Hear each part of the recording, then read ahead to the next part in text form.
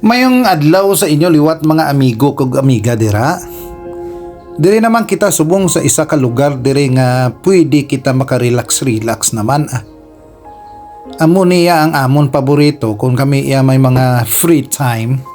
Nagakadto kami diri iya sa isa ka lugar nga makarelax-relax ta.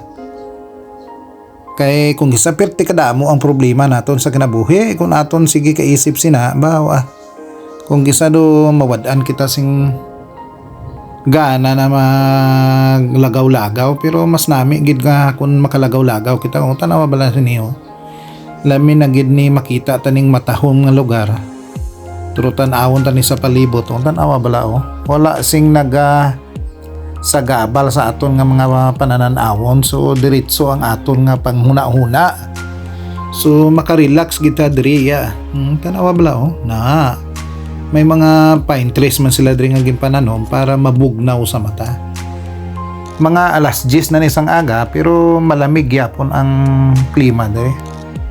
Kanami gali pun kadamo sing mga pananom nga mga pine trees kay bugnaw sa mata.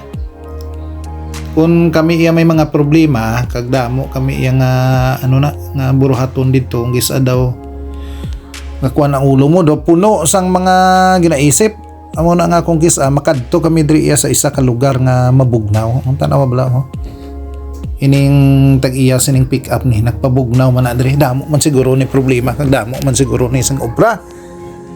O kanami diri mag-relax kag mag-order sang kape. So lagawon tani ako ni i-record sa sunod ang bilog gini nga view. Diri lang anay kay daw para may suspense sa sunod nga video. Salamat.